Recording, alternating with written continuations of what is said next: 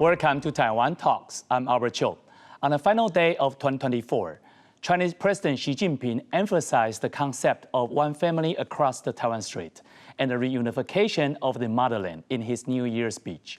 The Wall Street Journal reported that this is Xi's attempt to solidify domestic confidence in economic transformation and resistance to foreign pressure. The next day, Taiwan President Lai Ching-te proposed in his New Year's speech the concept of Taiwan is brave, highlighting Taiwan's resilience and glory. One new chapter in cross-strait relations will open in 2025, with President Trump taking office. What are the key focal points of U.S China-Taiwan interactions? Let's analyze the international situation in 2025. Joining us today are Su Yanbin, National Chengchi University Department of Political Science professor, and Jiho Chang, Keelung City Councilor from DPP. Welcome to both on the show. In his 2025 New Year's message, Xi Jinping mentioned cross-strait relations. Let's take a look. 两岸同胞一家亲，谁也无法隔断我们的血脉亲情，谁也不能阻挡祖国统一的历史大势。 Professor, we see that Xi Jinping continued his consistent emphasis on reunification in recent years. So how do you interpret his remarks? Well, in my view, it's like a monologue for years, actually.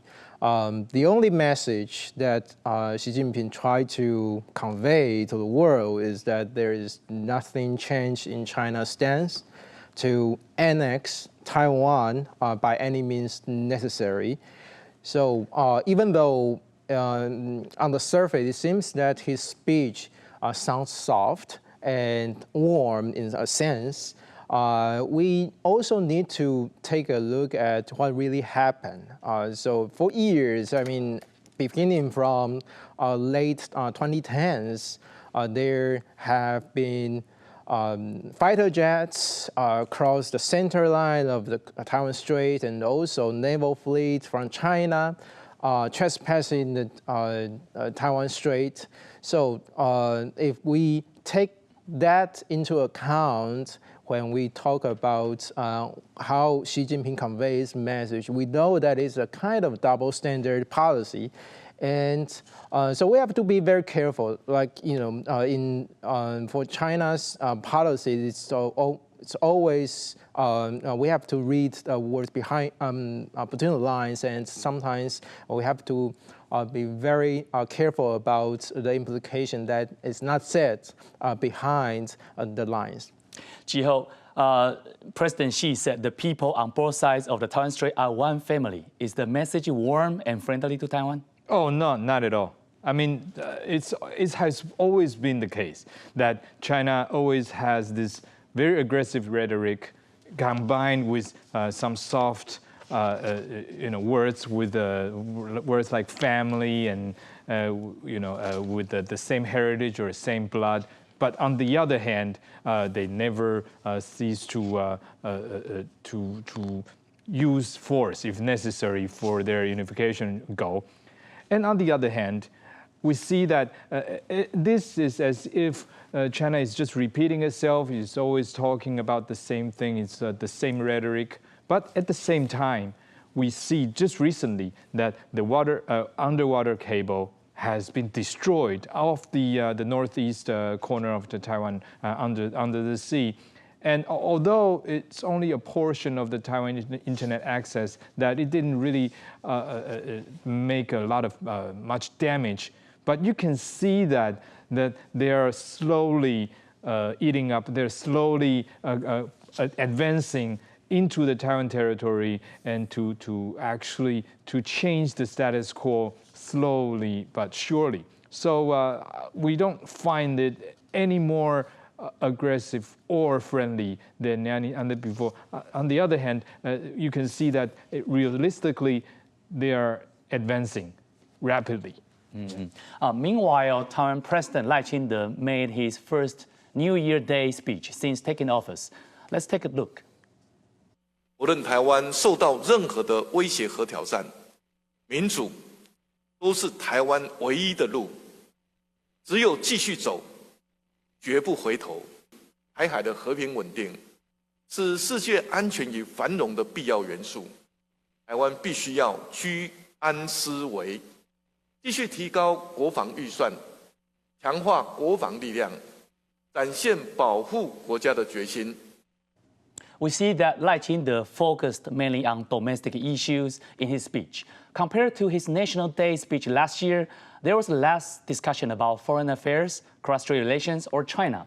Some scholars believe that Lai did not reiterate phrases like mutual non-subordination or unification, but instead mentioned democracy 26 times. They suggest this could be an attempt to send a reassuring message to the U.S. So, Professor, how do you interpret this? Well, first of all, I don't think Lai's speech only focused on domestic issues. In my view, there are at least two implications from Lai's emphasis of mentioning the term democracy for so many times. First of all, domestically, he might want to talk to the domestic audience that no matter how challenging it is for Taiwan to face the threat from China, we must be confident with our democratic institutions. That's the first thing. The second thing is that probably he is also trying to express his concern about the recent polarization and conflicts in the legislative yuan by sort of indicating that what really matters is about rule of law, which is part of democracy, of course. And on the other hand, internationally, like you said, I think Lai is indeed trying to send a message to the U.S. That it is very important to defend a diplomatic ally like Taiwan. But another message is that by mentioning the term democracy for so many times also implies that Lai wants to highlight the difference between China and Taiwan as two different countries. And also, well, in my view, I think he also wants to imply that the difference between these two countries are not just institutional, but also in terms of political culture. Jiho, so what kind of drive-home points can we learn from President Lai's speech? I think President Lai is sending message from both sides, one to the international community that we are still committed to our security and we are not going to cut any spending on the security, especially on the national defense and whatever is going on currently is not going to change. And this message goes to the international community, our friends and allies, and also to the domestic audience that the central government is going to stand its ground on national defense, and it will not cut any spending over that. The reason was that just recently, the legislative yuan has just passed a law that grants the municipal government to have a bigger portion of the central government spending, so that there is going to be not a deficit, but there is going to be a big portion of the government spending, central government spending, going into the municipal. So people are questioning and curious what type of government services will be cut from this this spending cut. So the president, I think, he is reassuring, especially to our allies and our people, that at least the national defense, the budgets on the security is not going to change, so that our allies would know that even though whatever happens in the legislative and or the polarization of the domestic politics might be a concern, but it shouldn't be a concern as far as geopolitical security is concerned. The outside world believes Lai Ching-te's mention of Taiwan strengthening its defense and standing with the democratic camp to enhance the resilience of the democratic supply chain, as well as focusing on emerging areas like drones and low-orbit satellites, is a gesture of goodwill towards the U.S. Do you agree, Professor? Well, the original text in President Lai's speech is actually that Taiwan should make the most of the advantage of our semiconductor and AI industries and seek further international cooperation on the industries of drones and low orbit satellites, like you said, and also robotics and also green energy, etc. I think it is not only a gesture of goodwill toward the U.S., but also toward the whole world. That sends a message to the world that Taiwan not only can help, but also can contribute to to technology and also the development at the regional level and also at the global level. And again, I think mentioning this also has a sort of implication that it tries to further differentiate that Taiwan and China are very different, and that is also why it didn't talk too much about cross-strait relations like he did before.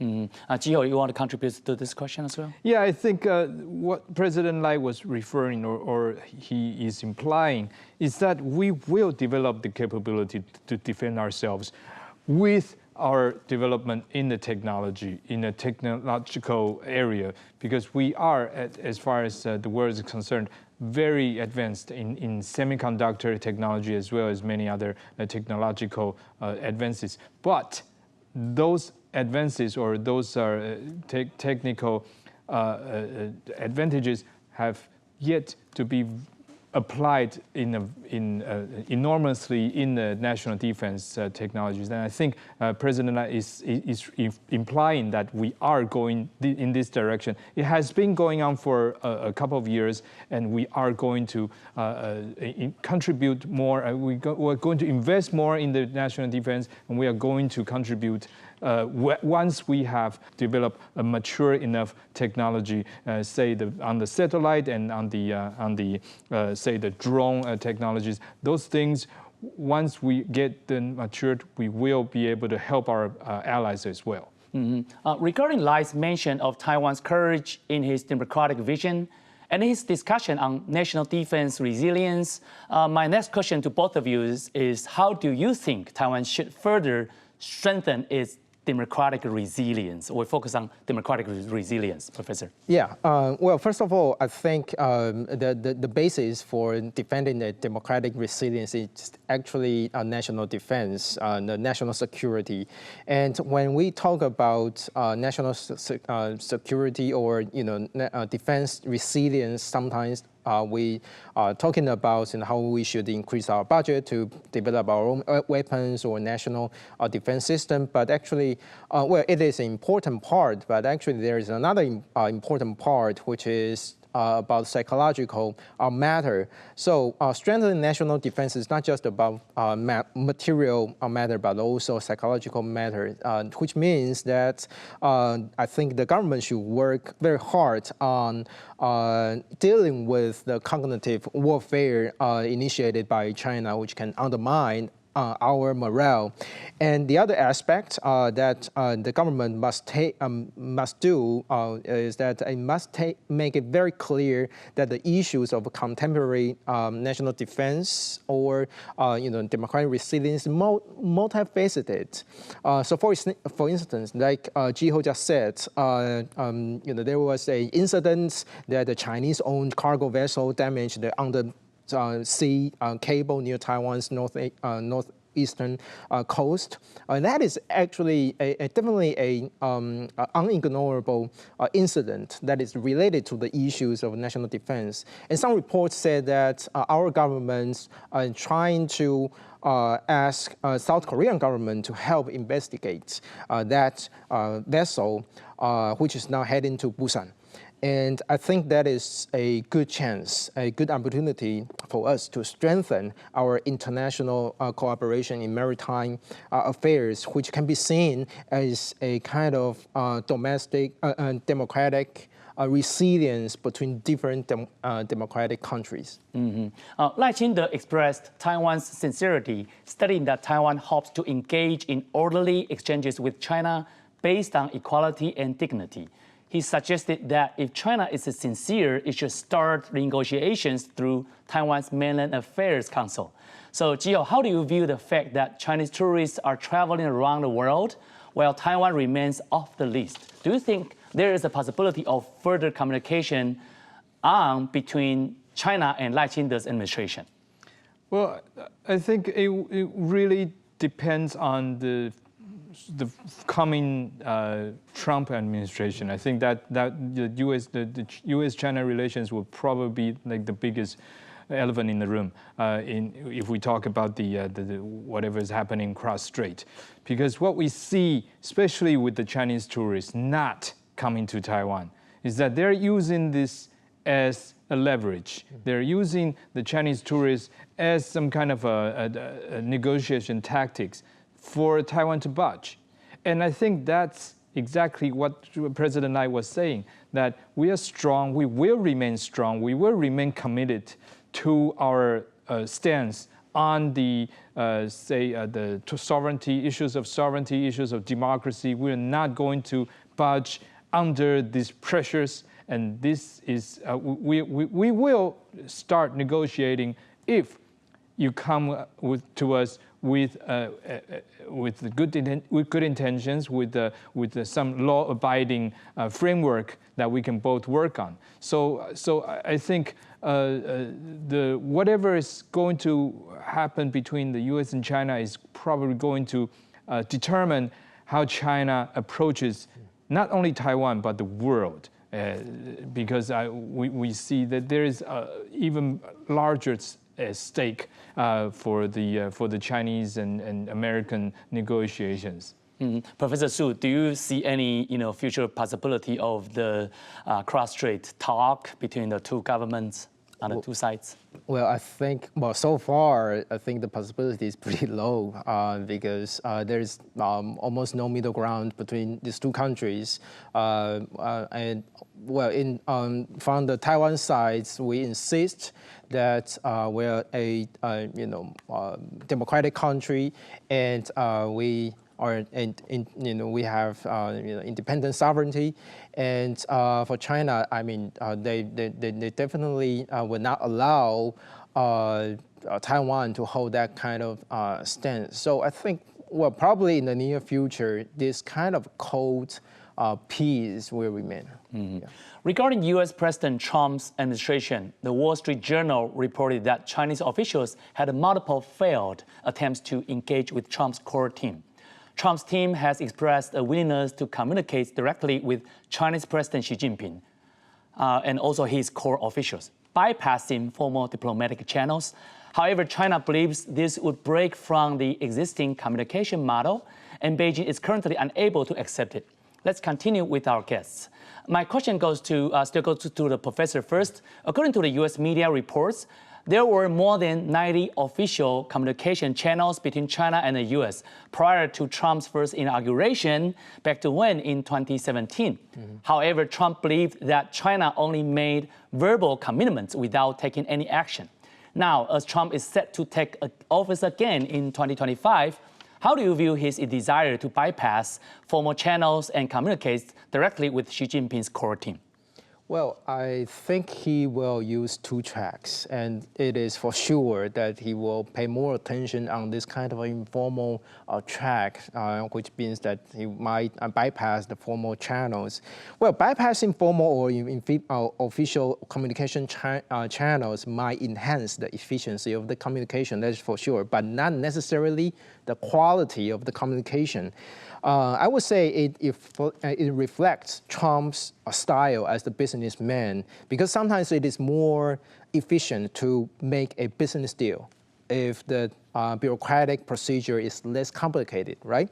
So, but we also need to notice that by bypassing formal channels might cause more problems under certain circumstances. So in particular, without formal commitment, it will be more difficult to monitor the implication of the policy and also to ensure the credibility of the policy. So it is not without any cost. So let's wait and see how the new Trump administration will deal with this kind of communication issue with China. Mm-hmm. Jiho, Professor mentioned that the person-to-person communication between Trump and maybe President Xi Jinping is more efficient, but not necessarily more quality. What's your comments on this? Yeah, I think I just checked the news. I think President Trump's side has already said that they have made talk with the representative from President Xi Jinping, maybe just like half a day ago. And what they're saying is that President Trump is inviting President Xi to attend his inauguration on the maybe the 20th or 25th of January. So the direct talk has already begun. But like what Professor was saying, it's a two-track system, and I think what President Trump is going to do is probably to get the biggest issues to be dealt with directly with President Xi Jinping, and the rest will be given to the bureaucracy to handle. And the biggest topics, of course, are the tariffs, are the U.S. China trade deficit, and all these issues will probably be on President Trump's table, and it's almost like a negotiation tactics that President Trump wants Xi to come forward and come to the U.S. with some type of whatever China is offering, so that the U.S. will be taking exchange for these negotiations. So I think that the biggest issues will be dealt with leaders, and then the rest will be handled by the bureaucracy. So the two-track system, although they are two-track, I think there is going to be a chronological order of the two. But also, I wonder, Jiho, in the long run, you think that Donald Trump, the incoming president, will be more hawkish against China, or will become even softer, different from his performance in his first term in the future? I think all signs lead to more hawkish stance because the Senator Marco Rubio will be the state secretary, and I think his stance is very clear, and he has been a very consistent politician, a statesman. So with that appointment, if that were to really happen, I don't think there is any chance that this administration is going to be less hawkish than before. Professor Su? Yeah, I think probably in terms of the trade issues, it will be more hawkish. But in terms of national security or regional security issues, it still remains to be seen. Especially, when Trump comes into power in January 20th, he has already made a commitment or promise that he will solve the issue of Ukrainian war as soon as possible, probably within one day. Who knows? We don't know, how he will solve that issue, and that can definitely give us a lesson about how he might solve this kind of similar regional conflict issues in the near future. So I think we still need to observe, but based on what he has already announced about his administration team, I think it is likely that the tendency is more toward the hawkish line. But we still are not very sure at this time. Mm-hmm. Yeah. Let's shift our attention to President Xi Jinping's calculation in dealing with Trump regarding media reports that China cannot accept the U.S. approach. Either Trump wants to have access to Xi Jinping personally, or any other, so to speak, like friendly approach. So, what do you think Xi Jinping's strategy is at the current stage, Jiho? I think President Xi Jinping's options are quite limited now, because, like I said before, President Trump is now using all sorts of tactics for President Xi Jinping to come forward with, with gifts, right? Either on whatever on the trade or on the other security concerns that U.S. might have. For example, President Trump has just said on the 1st of January that the Chinese soldiers are sort of at the Panama Canal, right? Although it's not entirely true, but it is true that the Chinese are very active in building shipments and building various ports around the world, and those are focal points where the U.S. is deeply concerned, and those things are probably going to be what Trump wants President Xi to soften, to slow down, or to even change course according to the U.S. demands. Professor Su, given Trump's still pretty tough on China, let me ask the question in a different way. In what dimension do you think that President Xi Jinping is likely to give in, to the United States in the future? Well, at least I think in terms of trade, I think, because that is a kind of issue that would never touch upon the so-called sovereignty issue. So probably that can be one issue, and also I'm not sure about well, there is a increasingly important issue which is about the immigration, and also sort of the drug trafficking issues, etc. Well, it is not the most important issue right now between China and the U.S., but many reports and also think tanks that are raising that kind of issue. So there are several issues that China might make some compromise, but I think the baseline would be the sovereignty issue. That will never be touched. Taiwan. Yes, exactly. Yeah. Professor Su and Jiho, thank you for your great insights in the show. Thank you. Thank you. Thank you. Thank you for watching. See you next time.